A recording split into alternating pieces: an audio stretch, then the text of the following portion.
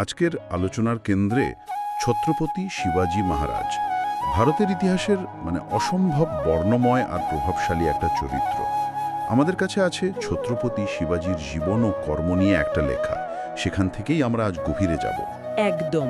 আর আমাদের লক্ষ্যটা শুধু ঘটনাগুলো বলা নয়, বরং শিবাজির উত্থান, তার শাসনের নতুনত্ব আর মারাঠা শক্তি তৈরিতে তার ঠিক ভূমিকাটা কোথায়, সেই দিকগুলো একটু তলিয়ে দেখা। ঠিক, কারণ শিবাজিকে শুধু একজন ভয়ঙ্কর যোদ্ধা ভাবলে তার প্রতিভার খুব কমই দেখা হয়। তিনি যে একজন অসাধারণ প্রশাসক আর যুগান্তকারী স্ট্র্যাটেজিস্ট ছিলেন, সেটাই আমরা তুলে ধরতে চাই। তো শুরু করি একদম গোড়া থেকে। ১৬৩০ সাল, শিবনেরি দুর্গ। হ্যাঁ, পিতা শাহাজি ভোসলে, তখন তিনি একজন বেশ প্রভাবশালী মারাঠা সর্দার, আর মা জিজাবাই। আর এখানেই তো মূল বিষয়টা, মা জিজাবাইয়ের প্রভাব। অপরিসীম প্রভাব।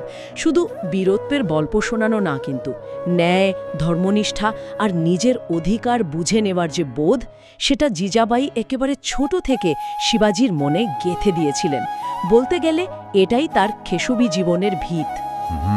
খুবই গুরুত্বপূর্ণ পয়েন্ট। আর এই বোধ থেকেই তো উনি কৈশোরেই সক্রিয় হয়ে উঠলেন। মাত্র ১৫-১৬ বছর বয়সে তোরনা দুর্গ দখল, এটা তো সামান্য ব্যাপার না। একদমই না। এটা শুধু একটা দুর্গ জয় ছিল না, এটা ছিল স্বাধীন মারাঠা রাজ্যের স্বপ্নের দিকে প্রথম পা ফেলা। আর এই সময়ের দুর্গ দখলগুলোতেই কিন্তু তার রণকৌশলের আভাস পাওয়া যায়। ঠিক, উনি বুঝেছিলেন যে বড় শক্তিগুলোর সঙ্গে সরাসরি লড়াইতে সবসময় জেতা যাবে না। ঠিক তাই, স্থানীয় মানুষজনকে এক করতে হবে আর একটু অন্যরকম যুদ্ধরীতি নিতে হবে। ওই যে তার হিন্দু স্বরাজ প্রতিষ্ঠার ডাক, আসলে ওটা ছিল মারাঠাদের নিজেদের স্বাধীন শাসনের ডাক। আর এতে সাধারণ মানুষ, স্থানীয় মাউলি সেনারা দারুণভাবে সাড়া দিয়েছিল। তার সাম্রাজ্য বিস্তার আর সামরিক দিকটা দেখলে সত্যি অবাক হতে হয়। প্রায় ৩৫০ দুর্গ নিজের নিয়ন্ত্রণে আনা, ভাবা যায়। আর তার সাথে শূন্য থেকে একটা নৌবাহিনী তৈরি করা, বিশেষ করে কোঙ্কণ উপকূল বোঝার জন্য। এটা তো তখনকার দিনে রীতিমতো বৈপ্লবিক চিন্তা। অবশ্যই। আর প্রতিপক্ষকে মুঘল সম্রাট ঔরঙ্গজেব, তার বিরুদ্ধে শিবাজির সাফল্যগুলোও দেখুন। আফজাল খাঁকে বধ করার ঘটনাটা যেমন তার ব্যক্তিগত সাহস দেখায়, তেমনি বুদ্ধির পরিচয় দেয়। হ্যাঁ, আবার দেখুন ১৬৬৫ সালের পুরন্দর চুক্তি, সেখানে তো তাকে দুর্গ ছেড়ে দিতে হলো, আগ্রাও যেতে হলো। কিন্তু ওটাও একটা বিরাট রাজনৈতিক চাল ছিল। তিনি জানতেন কখন দুপা পিছিয়ে আসতে হয়, পরিস্থিতি সামলাতে।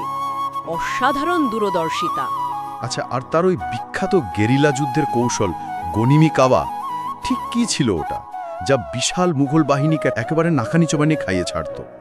গনিমি কাওয়া এটা আসলে সহ্যাদ্রি পর্বতমালার ভৌগোলিক সুবিধাটাকে কাজে লাগানো। পাহাড়ের খাঁজে লুকিয়ে থাকা, হঠাৎ করে শত্রুর উপর ঝাঁপিয়ে পড়া। আচ্ছা, খুব দ্রুত আক্রমণ করে আবার নিমেষে মিলিয়ে যাওয়া, শত্রুদের রসদ বন্ধ করে দেওয়া, ছোট ছোট দলে ভাগ হয়ে ক্রমাগত শত্রুকে উত্তক্ত করা, এইগুলোই একেবারে প্রথাগত যুদ্ধের ধারণার বাইরের জিনিস। আর শিবাজির কম কিন্তু ভীষণ লড়াকু সৈন্যদের জন্য এটা দারুণ কার্যকর হয়েছিল। বোঝা গেল। এবার যদি একটু যুদ্ধের ময়দান থেকে শাসনে আসে, ১৬৭৪ সালে রাজ্যাভিষেক, রায়গড় দুর্গে ছত্রপতি উপাধি নিলেন। এর প্রতীকী তাৎপর্য তো বিশাল ছিল নিশ্চয়ই। অংশম বিশাল। এটা শুধু শিবাজির নিজের সাফল্য না, বহু বছর পর দাক্ষিণাত্যে একটা স্বাধীন হিন্দু রাজ্যের সার্বভৌমত্বের ঘোষণা ছিল। এটা রীতিমতো আনুষ্ঠানিক ঘোষণা। আর এই শাসনটাকে চালানোর জন্য তার জন্যই তো উনি তৈরি করলেন অষ্টপ্রধান মণ্ডল, ৮ জন মন্ত্রীর একটা পরিষদ। মজার ব্যাপার হলো, প্রত্যেকটা দপ্তরের একদম নির্দিষ্ট দায়িত্ব ছিল। তখনকার সময়ের তুলনায় এটা অনেক বেশি অর্গানাইজড একটা কাঠামো। ধরুন, পেশোয়া বা প্রধানমন্ত্রী, আমাত্য বা অর্থমন্ত্রী, সচিব, এরকম ৮টা পদ। তার ক্ষমতাটা শুধু এক জায়গায় না রেখে দায়িত্ব ভাগ করে দিয়েছিলেন। আচ্ছা, ওনার কর ব্যবস্থা বা ধর্মীয় নীতি নিয়ে কি জানা যায়? কর ব্যবস্থায় উনি চেষ্টা করেছিলেন কৃষকদের ওপর থেকে বাড়তি বোঝা কমাতে। জমি মেপে রাজস্ব ঠিক করতেন। এটা রাইয়াতদের জন্য বেশ স্বস্তির ছিল। আর ধর্মের ব্যাপারে নিজে যথেষ্ট ধর্মপ্রাণ হিন্দু হলেও তার প্রশাসন কিন্তু আশ্চর্য রকম ধর্মনিরপেক্ষ ছিল। তাই নাকি? হ্যাঁ, অন্য ধর্মের প্রতি খুব সহনশীল ছিলেন। মসজিদ বা মুসলিম সাধকদের দরগা রক্ষা করার নির্দেশও দিতেন, আর অনেক যোগ্য মুসলিমকে কিন্তু সেনা বিভাগে বা অন্য গুরুত্বপূর্ণ পদেও রেখেছিলেন। কিন্তু ১৬৮০ সালে তার মৃত্যুর পর অবস্থা তো নিশ্চয়ই কঠিন হয়ে পড়েছিল মারাঠাদের জন্য। তাৎক্ষণিকভাবে তো বটেই, একটা বড় ধাক্কা ছিল। কিন্তু শিবাজি যে ভিতটা তৈরি করে দিয়ে গেছিলেন, স্বরাজ্যের যে ধারণা, যে লড়াকু জেদটা তৈরি করে গেছিলেন, সেটাই তার উত্তরসূরিদের টিকিয়ে রেখেছিল। ওই ভিতের উপরেই তো মারাঠা সাম্রাজ্য পরে আরও বিস্তার লাভ করে।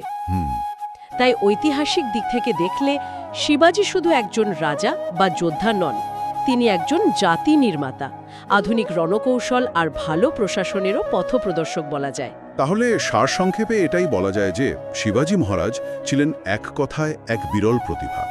একই সাথে সামরিক দক্ষতা, প্রশাসনিক বুদ্ধি, আবার একটা সবাইকে নিয়ে চলার মতো দৃষ্টিভঙ্গি। তার ওই স্বরাজ্যের ধারণা, তার শাসন কাঠামো, মারাঠা ইতিহাস তো বটেই, ভারতের ইতিহাসেও এর প্রভাব বিরাট। একদম।